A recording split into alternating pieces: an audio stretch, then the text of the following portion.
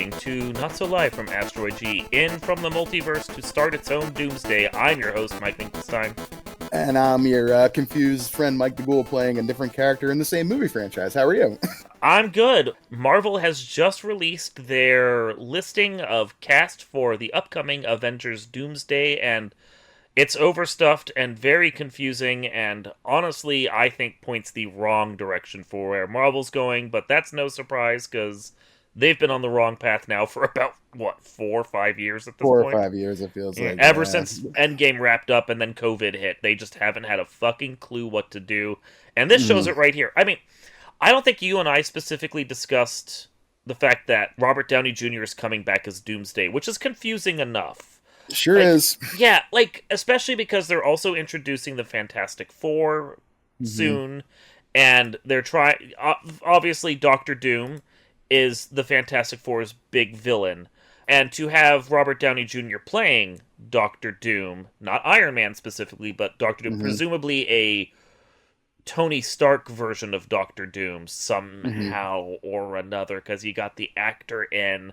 And, it's stunt casting, I get that. Marvel is desperate. They're stunt casting to get Robert Downey Jr. in so people will come back to watch it, which I'm sure they backed an entire fleet of dump trucks of money up to him to get him in. Good for him. Take the paycheck. 100%. We've said it before. Take the money, bro. Take the money. I ain't gonna blame you. Fucking Harrison Ford said that about Red Hulk recently playing that. They were like, do you feel dumb playing a Hulk? He's like, I don't think about it. And they go, but you gotta feel like you look stupid. He goes, that's what the money's for. Honesty is so refreshing. That's what the money's for. So it's confusing on that regard, because you want the Fantastic Four to have a proper Doctor Doom. Yeah. You want... whatever Robert Downey Jr. is doing to work within the bounds of the character we know against whatever villainous take. A villainous version of Tony Stark is one thing. A villainous version of Tony Stark that's also Doctor Doom, even to someone like me who doesn't read much Marvel, feels confusing as fuck. Yeah, Doctor Doom is like, and I know about as much as you probably when it comes to Doctor Doom, Fantastic Four, just enough. He is, I know, a truly ruthless villain. He might as well be the exact opposite of Iron Man. And you got the guy that gave his life for this franchise, essentially, coming back playing the worst villain you may have ever seen. He's supposed to make Thanos look like a little girl.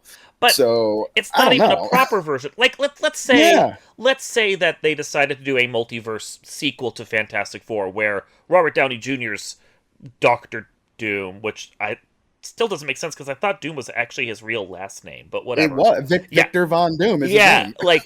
Anyway, so if we had a sequel where he shows up for one movie to do it and it's a fun little twist and whatever, sure, that's fine. But they're giving him over Doomsday and then Secret War that comes after the 2-part Avengers that we're doing that was kind of like Infinity War and Endgame. So not only is he coming in to do this, but it's clearly going to be the end of an arc for him. Yeah. And you're doing it to one of the biggest characters in Marvel in a stunt casting way. Again, feels real weird.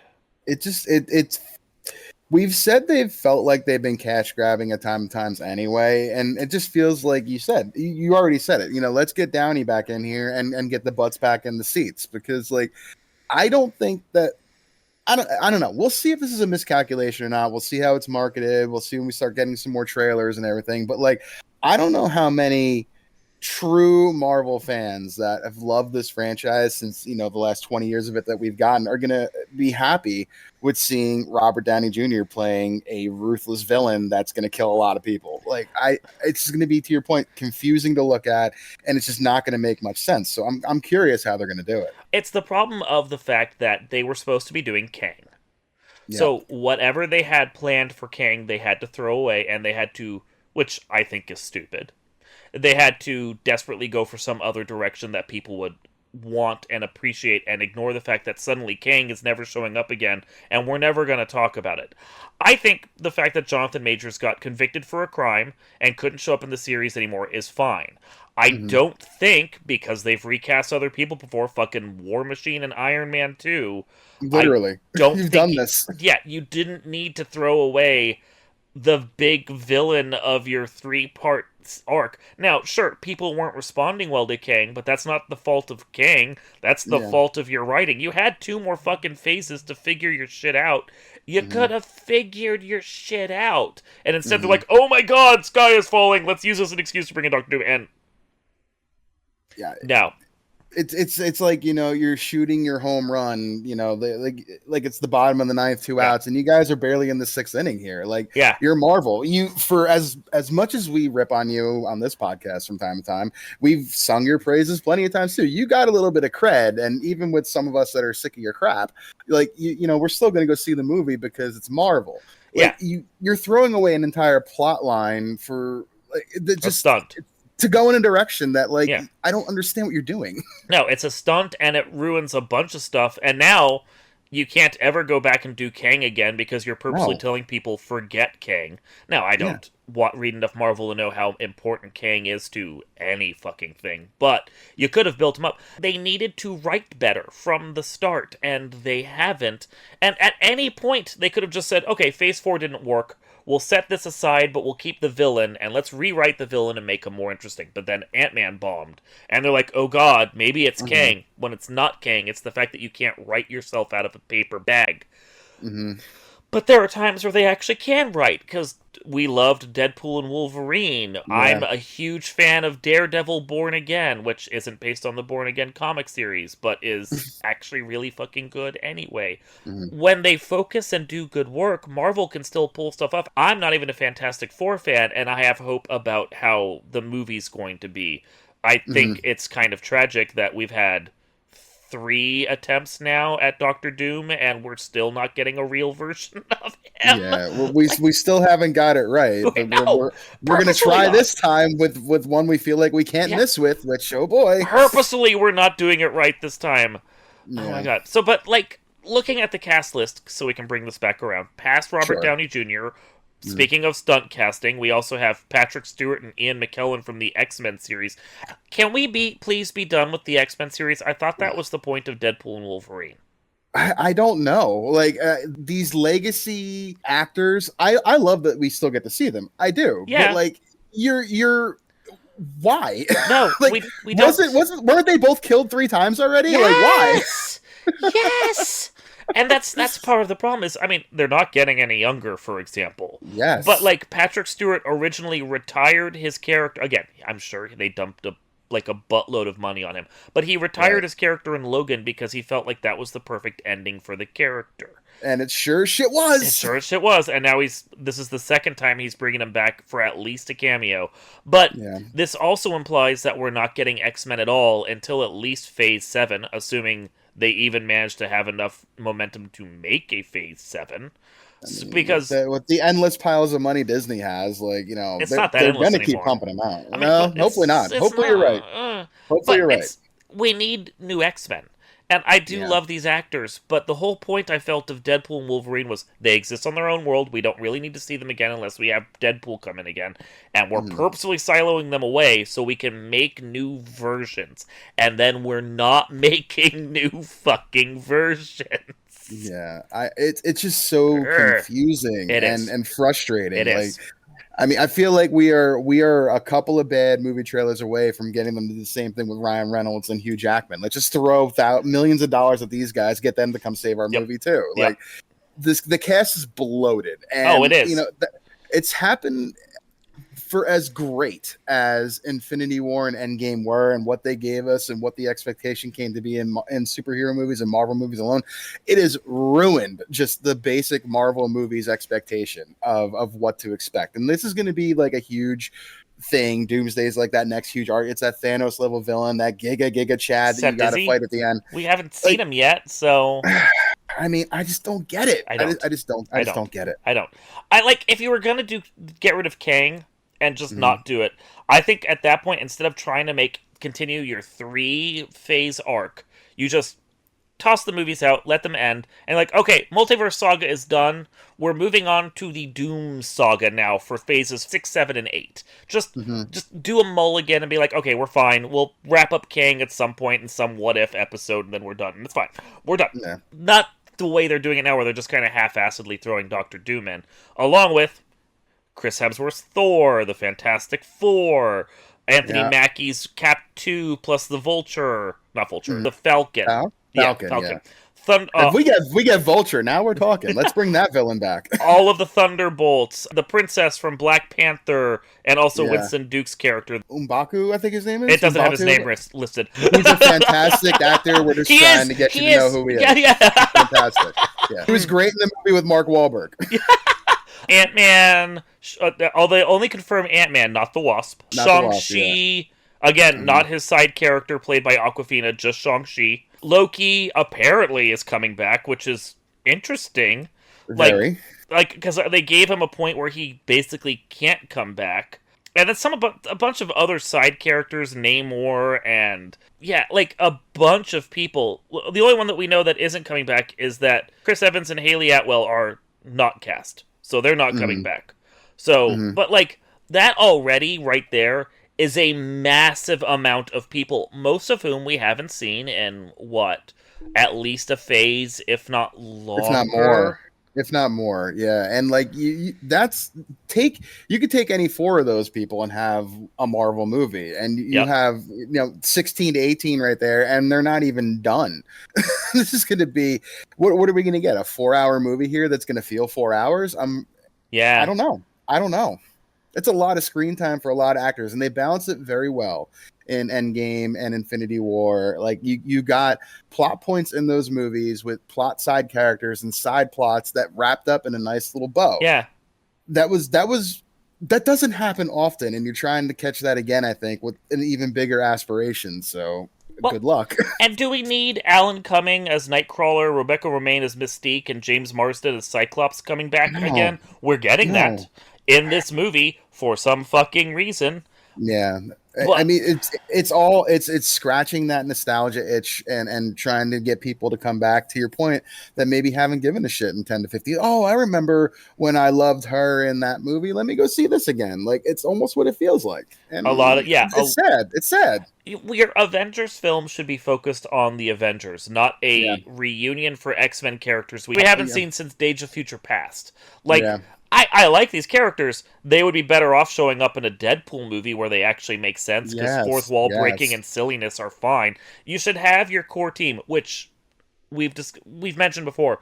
We don't know what the core team of Avengers even fucking is at this point. I don't know. No. After the new Captain America, it looks like they're making another group of Avengers, which I'm here for it, I guess. Let's see what you do. But who? But then you look at this cast, who's who? Who's the leader? No. Is it Mr. Fantastic? I don't know. Feige said that the reason why we didn't get an Avengers movie at the end of Phase 4 or Phase 5 was because it felt like those were supposed to be the key moment when all of the universe needed to come together to fight a threat. We don't have that threat yet. Kang has not developed into that threat. The Thunderbolts movie we're getting is like a mini Avengers for a bunch of characters we haven't really seen in fucking forever. But that's the closest we're getting to an Avengers, which, okay, sure, maybe, but maybe that speaks to the fact that you shouldn't build an entire arc of 3 phases when you don't have a villain worthy of 3 phases yet. I know. The Disney and Marvel are just they're a product of their own success. Yes. Like, I feel like, the fact that like we loved Guardians of the Galaxy so much, which I didn't even know what that was before I went and saw the movie. Like these little they couldn't miss for 15 years, and I think they got cocky. They did. Oh, they absolutely did. They thought because their movies went from like 500 million and still made money up to 800 million and still made money, even though the budgets were becoming inflated, to suddenly every movie they released was $1 billion movie every time. Doesn't matter characters, didn't matter what they did, $1 billion every time, like clockwork. And they're like, so people will show up for this no matter what we do. And then they pushed it. And this is something that I noted when I was on the site I was discussing, of all things, Moana 2. And it's the fact that Disney needs hits. They don't have all that many billion-dollar movies anymore. What they mostly have are movies like Snow White that underperform and they lose money, or Captain America Brave New World. Those movies are not $1 billion. Those movies are box office flops. And you get enough of those going, even with like recouping tax breaks and insurance and everything else on them, you're still going to lose money. So your big money pile is now a tiny money pile. And so they're desperate. COVID threw them a loop, and they're like, well, people will show up for whatever we release, so they made TV shows and they oversaturated. They bought the Star Wars license, and after the first three, Episode 7, Rogue One, and Episode 8, they then were like, well, we can release a movie every time, and we can do TV shows, and they put out Solo, and suddenly they were like, oh, oversaturation. They have a bunch of the Disney princesses, which is one of their only other lines, and they haven't oversaturated yet, but we're already looking at Frozen 3. We were looking at a Moana TV show until they decided to pull that back and make it into a movie. We've got all the live-action ones that are now starting to flop regularly. Like, Disney used to control event films. And then they started releasing a new part of that franchise, every one of their franchises, every 3 months. And it was no longer an event. And that's what happened. True. Yeah, that's what's happened here is you can't keep making $1 billion every movie when people are like, well, this is no longer an event. I don't need to keep up with this. Yeah, when there's too much going on, then there's nothing special, and there's too much to pay attention to, and people are going to tune out. And Disney, they to your point, like I remember like Sunday night, ABC Family, like Disney special of the week, like you waited to see like Bambi or whatever, in the 80s would come on, you get to stay up late, and it's just gone now. Like, every other day something new comes out, and maybe that's just a product of the era we're in and the time, and the instantaneous gratification, everything at your fingertips. Like, maybe that's what it is, but it is just wild to think of that, like, they just keep throwing money away. Yeah. Do you know why Moana 2 was a success when Captain America was not? We've seen Anthony Mackie in subpar films and TV shows for the past however many years. We haven't seen Moana in 8 years, and she starred in a movie that was kind of decent, got decent reviews, and was really gorgeously made. Yeah. There's a lesson to be learned in that, and it's not, let's keep putting Captain America in everything. It's, maybe we need to let these characters rest for a bit. Yeah, they move too quick, too fast. It's the whole Jurassic Park thing. Your scientists move so fast, they didn't think about whether or not they could, that they didn't stop to think if they should.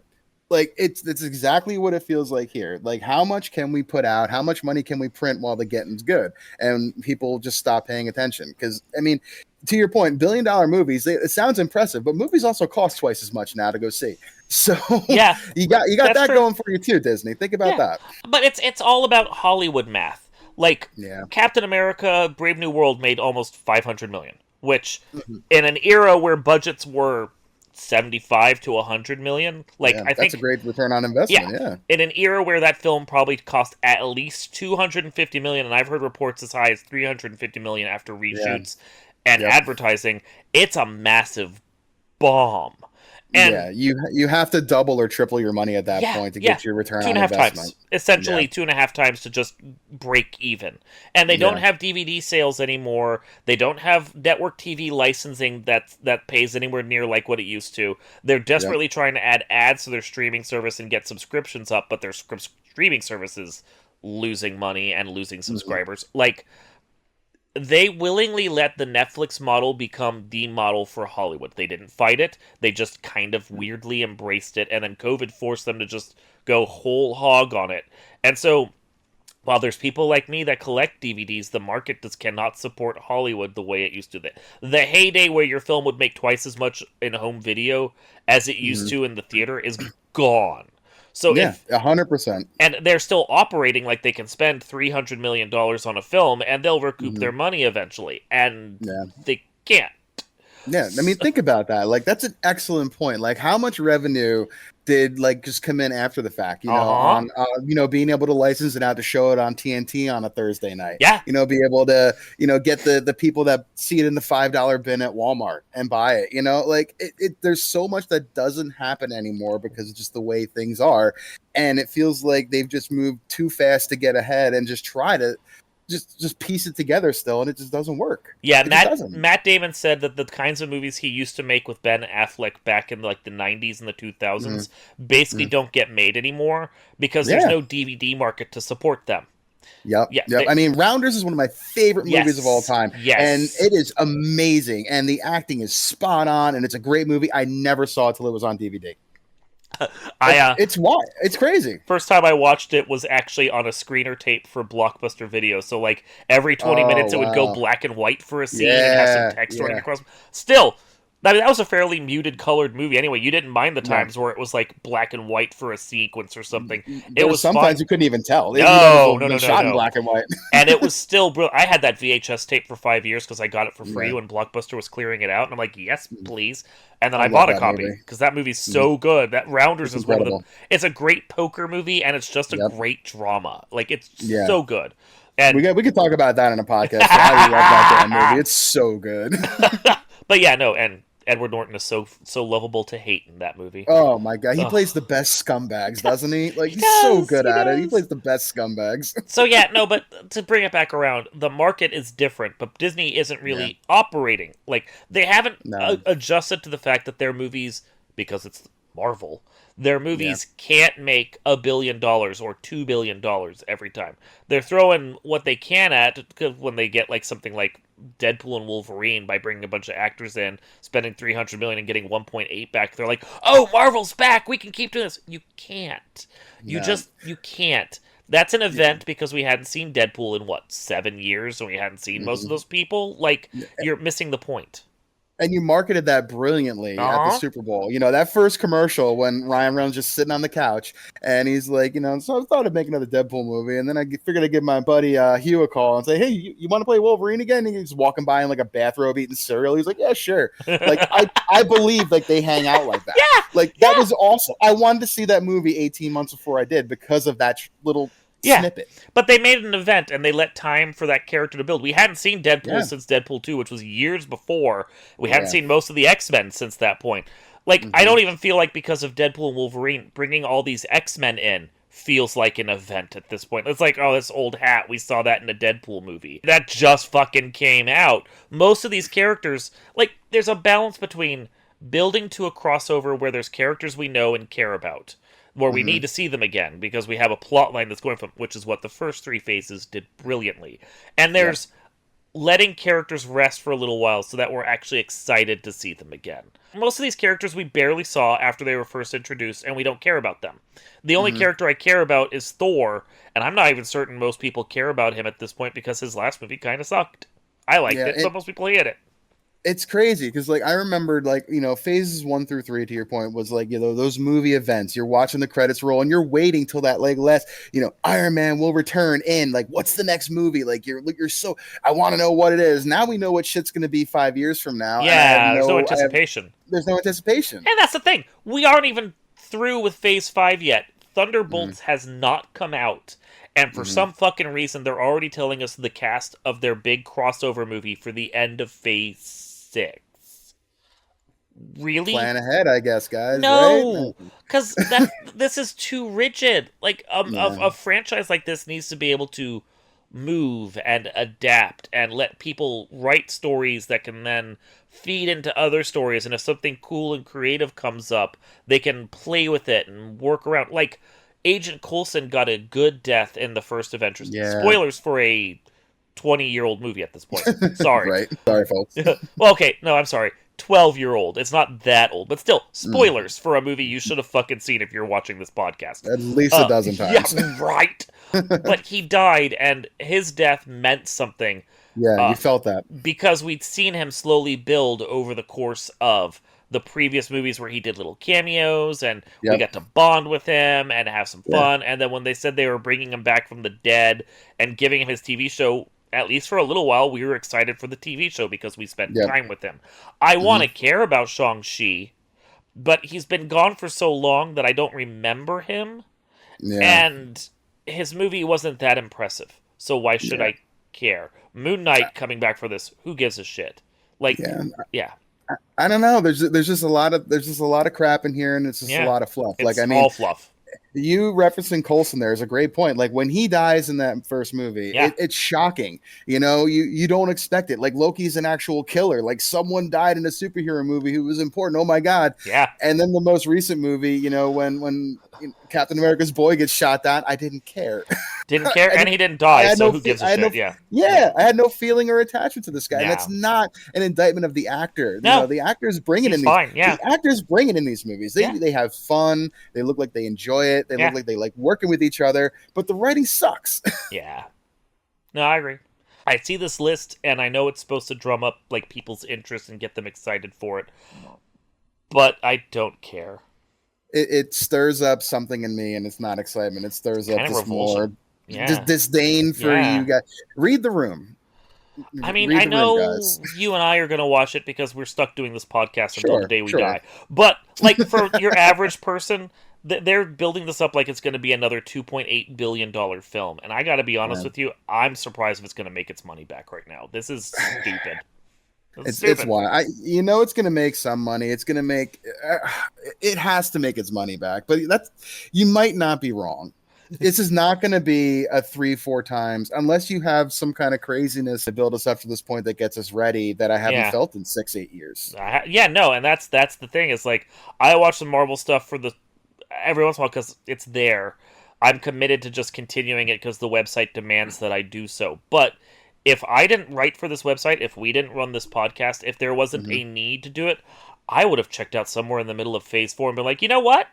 I felt good with the ending I got in Endgame. Why am I continuing? It would have been somewhere after Loki, but fueled by the fact that the Falcon and Winter Soldier sucked. And then we would have gotten a bunch of other shows, Moon Knight and Ms. Marvel and the movie Black Widow. And I think somewhere around there, I would have been like, no, I'm good. I'm done. Yeah, I'm good. This is disappointing. Maybe I would have gone and seen Thor. Maybe I definitely would have seen Deadpool and Wolverine just for the sake of Deadpool. But I would have skipped, I definitely would have been one of the people that skipped Ant-Man. I just would have checked out from the look of how bad that trailer was and the bad reviews. I would have checked out from that. I probably wouldn't have seen Captain America, especially with the reviews the way they were. I would be one of those people that's just like, nah, I'm happy being a filthy casual. I don't care anymore. Yeah, the attachment to characters is gone. The anticipation and the build to the big bad, it just feels like it's gone. Yeah. And name value, I don't know how much longer it's going to keep saving this franchise. You know, like the more names that are on there, the more scared I feel for the cohesiveness of the story. It worries me. You know, the story was always, it's important in every movie. Like whatever, hello, good point. But these movies, like the consequences that you felt in these, it touched the points of view as a child, like reading comics or just you got to grow up with these characters, and now I just don't give a shit anymore. No, I don't. And the one last point I'll make is it's sad to see this list and realize that we're still not getting Blade.